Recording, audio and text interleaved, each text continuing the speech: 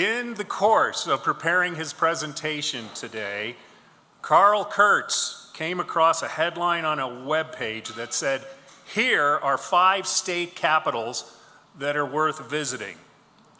Well, Karl's visited all 50 state capitals in his career on the National Conference of State Legislatures.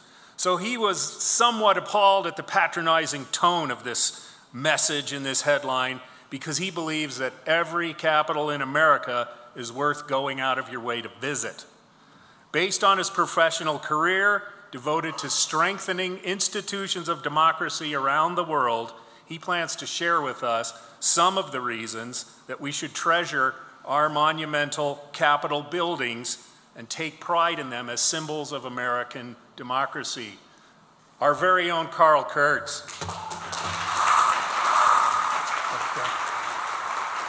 Thanks again. Okay.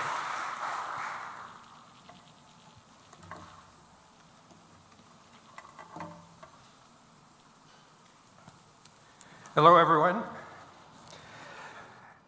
The subtitle of my talk today is The Architecture, Art, and Artifacts of America's Capitals. I don't want to make it clear at the outset, though, that I am not an architect or an architectural historian, an artist or an art historian. What I am is an enthusiast, a geek, a state capitol junkie, if you will, who has had the opportunity through my professional career to visit every American capital and an almost equal number of legislative or parliamentary buildings around the world. Turning to my main title, the phrase temples of democracy is not original. I borrowed it from a 1970s book by Henry Russell Hitchcock and William Seal. I like the title for 2 reasons. One is that many capitals do look like temples, none more so than the second oldest capital in the country in Richmond, Virginia. Thomas Jefferson designed the Virginia Capitol after a Roman temple, the Maison Carrée in Nîmes, France, which he had seen during his time as American ambassador to France. More importantly, though, I love the term temples of democracy because to me, our state houses are sacred places, a kind of civic church. They are monumental symbols of the newfangled government that our ancestors launched in this country and took such great pride in. They are reminders to us to cherish our forefathers' accomplishments and to safeguard the system of representative democracy that they invented. Now, I want to give you a chance to quickly view all of our state, territorial, and Commonwealth Capitol buildings in a video that was shown at the opening of the annual meeting of the National Conference of State Legislatures in Nashville this summer. Let's have some fun with this. When you see the capital of your home state on the screen, or one that you identify with, make some noise, okay? Clap, shout out. Let out a rebel yell. But you'll have to be on your toes because each building is on the screen for only a few seconds.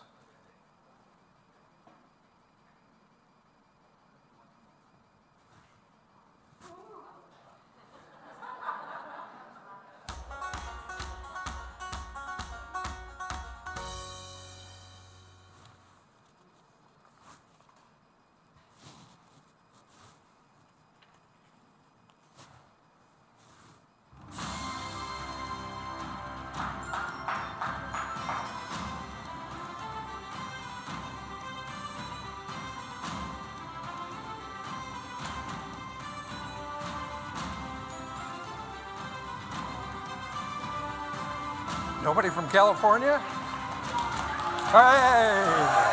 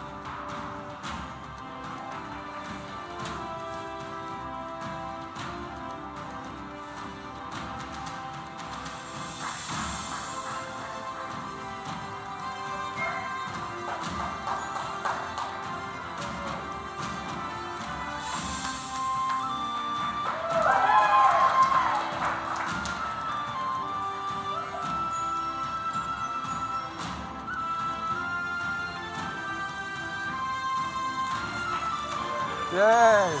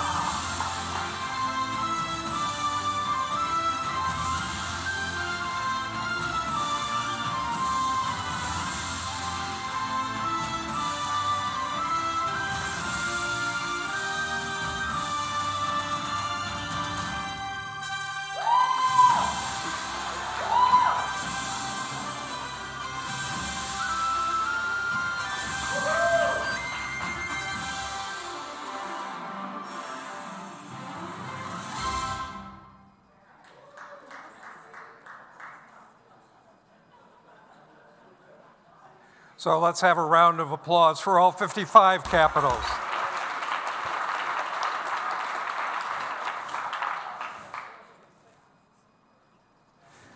I'm going to spend most of my time today talking about variations, differences, oddities of our American state houses.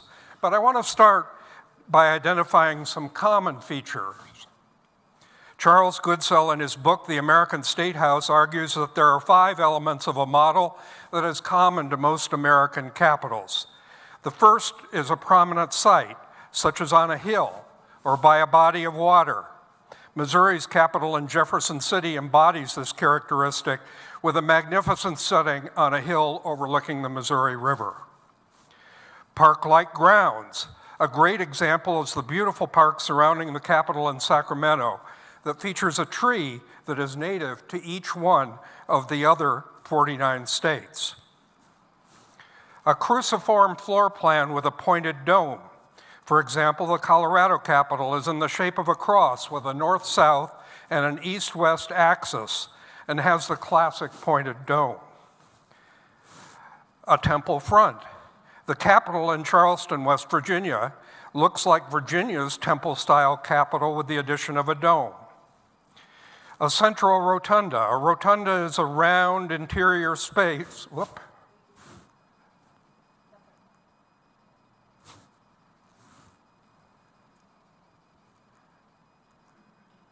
Well, for some reason, my rotunda picture is disappearing.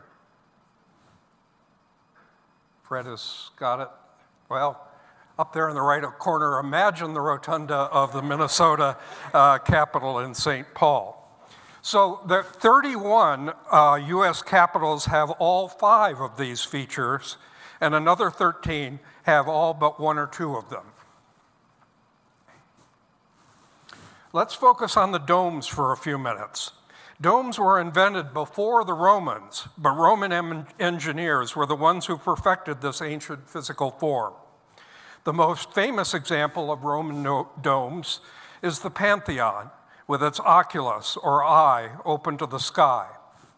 Thomas Jefferson loved this form and used it in his elegant home in Monticello. Jefferson wanted a low dome for the design of the new U.S. Capitol in Washington, and the architect Charles Bulfinch, who also designed the Massachusetts State House, gave the new nation this version that was completed in 1827. Doesn't look much like today, does it? But in 1863, that original dome was replaced by this now familiar shape designed by Thomas Hugh Walter and modeled after the domes of St. Peter's Cathedral in Rome and St. Paul's in London. This design of our nation's Capitol dome influenced the design of many state capitals built after the Civil War. Turning to state capitol domes, in the book Domes of America, William Seal writes, quote, "To Americans, the dome is the architectural symbol of democracy. Rising over the prairies or from the hearts of cities, it announces the presence of a government as clearly as a steeple proclaims a church," unquote. Let's look at some of the various forms these domes take. I'll start with the oldest capital in the country in Annapolis, Maryland. This state house, first occupied in 1772, has a rich history. Annapolis was the capital of the country under the Articles of Confederation for about 9 months in 1783 to 84 before it moved to Trenton. How many of you knew Trenton was once our capital? And the Maryland State House was the home of the Confederation Congress. The dome in this photo, actually a series of 3 telescoping octagons made of wood, was not completed until 1788. Minnesota's dome in St. Paul is in the classic style of the U.S. Capitol. It is instantly recognizable by the gold statue of a 4-horse chariot representing the 4 powers of nature: earth, wind, fire, and water. The Iowa Capitol in Des Moines has not 1, but 5 domes, which is unique among American capitals.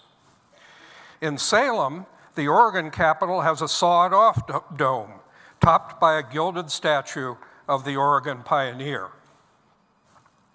Nevada's capital in Carson City is an example of a cupola-topped building that is, strictly speaking, not a dome, but it serves much the same purpose of adding decorative height and presence.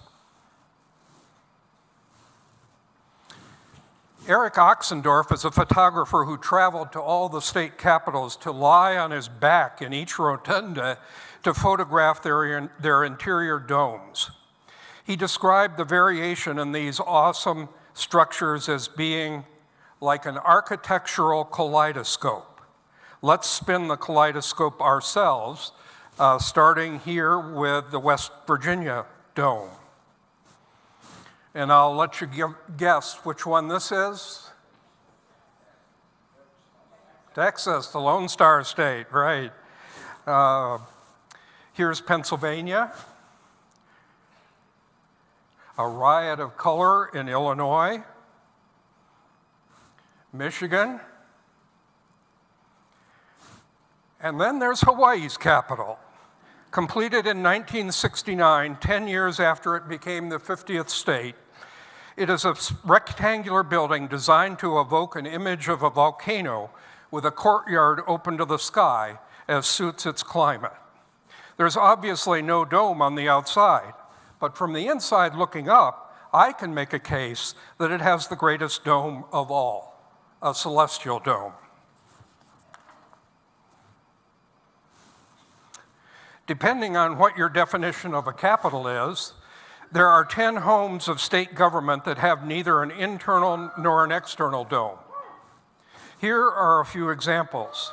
The New York Capitol in Albany is a marvelous Victorian pile containing a mishmash of Romanesque, Renaissance, and Baroque architecture.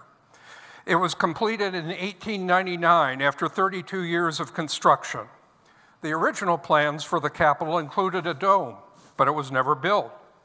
This remarkable building was spoiled, in my view, by the construction in the 1960s and 70s of 10 massive state government buildings named the Governor Nelson Rockefeller Empire State Plaza that surround and hem in the Capitol. You can see three of these buildings in Rockefeller's edifice complex in this photo. The Art Deco style capitals in Louisiana and North Dakota are 2 of the 4 skyscraper state capitals. The Louisiana Capitol was built by Governor Huey Long. It was completed in 1932, but tragically became the site of his assassination in 1935. I've already talked about the Hawaii Capitol, and you can see the outside here. Poor Alaska. It has never built its own capital. Instead, it has had to make do with a hand-me-down capital built by U.S. Treasury architects and completed in 1931 when Alaska was still a territory. Charles Emlyn Bell designed both of these capitals, which date from about 1910. They have virtually the same design and floor plan. Bell was not the only architect to design more than one capital. Elijah Myers designed 3, Colorado, Michigan, and Texas. Cass Gilbert was the architect for the Minnesota and West Virginia capitals and consulted on the completion of a third in Arkansas. The Oklahoma Capitol was originally completed in 1917 without a planned dome because the state ran out of money. After it was built, they discovered a pool of oil under the building. So, with true Sooner State drilling fervor, they built an oil rig on the grounds to pump out the black gold. Nearly a century later, in 2002, a classical dome was finally added. The oil rig no longer operates, but it remains on the grounds as a treasured symbol of the oil-producing heritage of the state. Now let's switch gears a little bit and talk about art. One of the best-known examples of original Capitol art is Thomas Hart Benton's stunning murals of A Social History of the State of Missouri, painted during the Depression in 1935-36.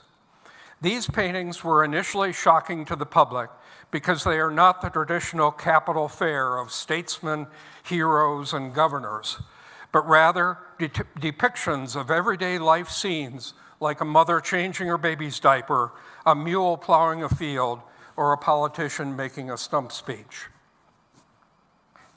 Another renowned mural by a famous American artist of the old American West sits above the Speaker's rostrum in the House of Representatives in Helena.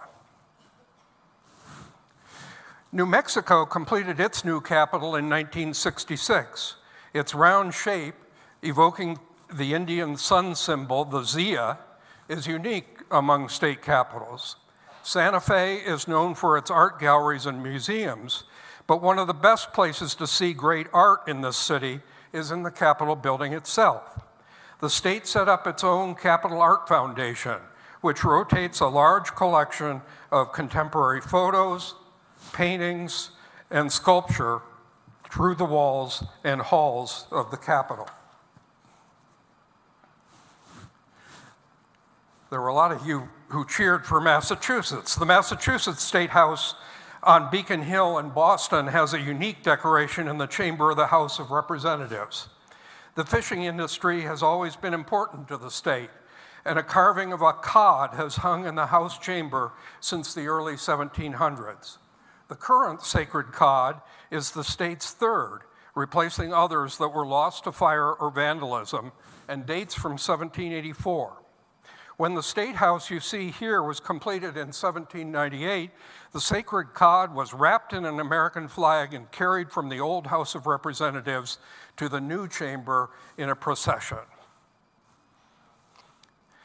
Several years ago, I wrote a blog post about this proud, majestic American bison with a baleful stare that stands on the first floor of the Cowboy State Capitol. I can't think of any other symbol in a state house that so captures the energy and spirit of its state. Whether it's art or symbol or both, the bison is the first thing that pops into my mind when I think about the Capitol in Cheyenne. Soon after I posted that piece, a legislator in Maine wrote a comment. Bison are nice, but the Maine Capitol sports a moose. Turns out there are actually two of them, a bull and a cow moose in one of 4 dioramas depicting animal life in Maine. Sure, these are a bit kitschy, but I don't object to tacky art if it captures the cultures and styles of states as these two displays do. I'm sorry to report, though, that both the bison and moose have recently moved from the capitals in Cheyenne and Augusta to other pastures in their state museums as a result of renovations of their Capitol buildings. I could go on talking about lots of wonderful peculiarities of our capitals, such as this work by a barefoot painter that hangs in a room off the Senate chamber in Virginia. The senators love this piece because they think its wild swoops of lines and colors are a better depiction of how a bill becomes a law than those mind-numbing cartoon flowcharts that we all remember from our school days. The New York Capitol may have the grandest staircase, but lots of other capitals sport equally attractive ones.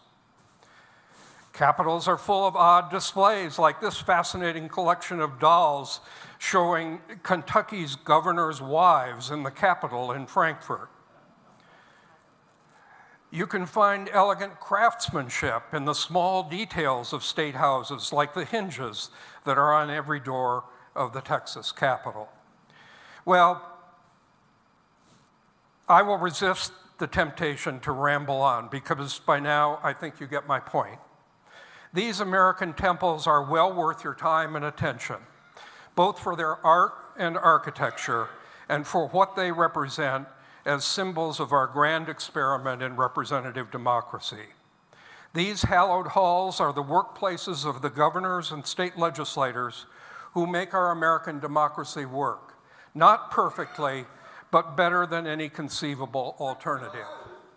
Next time you are in a state capital city, I urge you to go out of your way to visit the state capitol. You'll be glad you did. Thank you.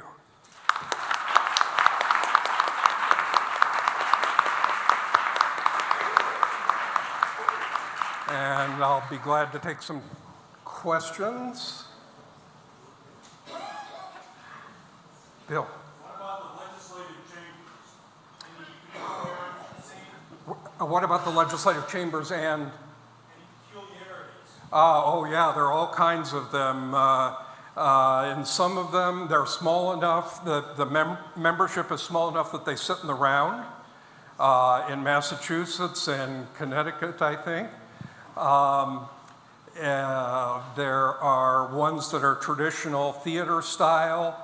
There are chevron shapes, and I could deliver a whole nother talk on how the shapes of meeting places, legislative meeting places, actually impacts their functioning. Yeah.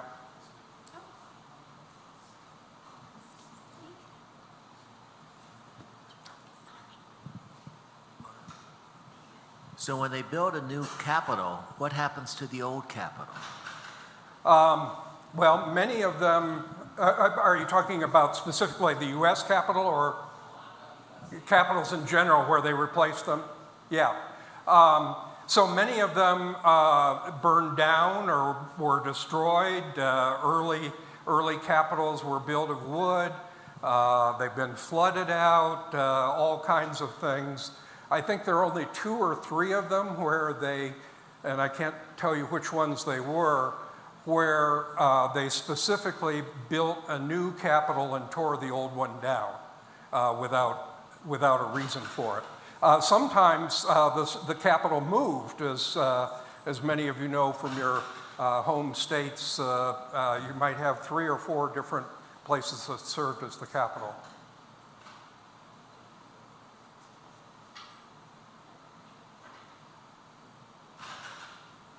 Yeah, John. Can you name the other states that have gold domes on their capitals? Oh, I wonder about that. We could go. I was going to suggest that you count them as we saw that video, but John asked me this question by email, and I sent him the answer. But of course, I don't remember it.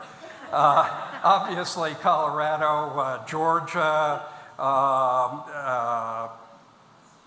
Help me out here, John. You still got the email. Massachusetts, right? You saw that one. Michigan. Okay. At any rate, there are 10 of them with gold domes on it.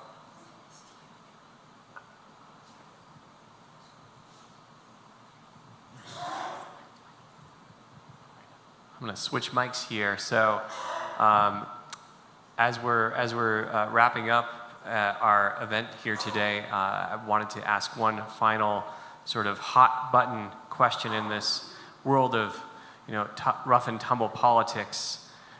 What is your favorite state capital? I thought you'd never ask. It just so happens that I have a slide on this. So I learned long ago in my career at NCSL that the best state capitol is always the one that you are in when you're asked the question. Everyone loves their own capitol building, and they take pride in it. You risk offending local folks if you don't put their building at the top of the list. We're in Colorado today.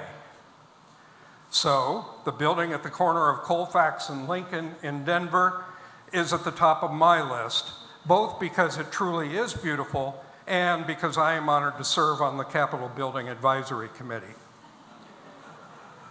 Texas claims to have the largest state capitol building. Why are we not surprised, Randy? And it was made even larger and more functional by a striking underground addition that was completed in the mid-1990s. If the biggest state capitol is on my list of top 5, then I'm also going to include the smallest in Montpelier, Vermont. I love the classic citizen legislature feel of this small building. Citizens and legislators rub elbows together as they wander the halls. It is charmingly unpretentious. Because of work assignments, and here's a chamber bill that you were asking about, I've spent more time in the California Capitol than any other. It underwent reconstruction after it was deemed unsafe from earthquakes in the 1970s, and in the process, they restored the original grandeur of the building. The House and Senate chambers, this is the Senate, are particularly striking. And finally, I have to include what folks in Virginia call Mr. Jefferson's Capitol. Like Texas, Virginia added a beautiful underground extension to the Capitol at the same time that they restored the original building in the early 2000s. It is incredibly full of American history, and you can feel the ghosts of heroic early American presidents like Washington, Jefferson, Madison, and Monroe, all of whom first served in the state's legislatures as you walk the halls. So thank you again, and I'm happy to chat with you afterward about your favorite capitals.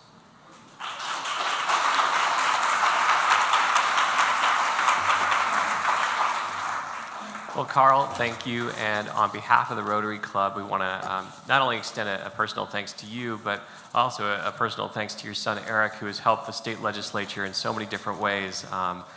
Going through a $30 billion budget isn't easy, but somehow Eric seems to make it look that way. So thanks to Eric, but also thanks to you. And in honor of your speech today, the Boulder Rotary Club is pleased to contribute 100 doses of vaccine to the Polio Plus Fund. So thank you very much. Thank you.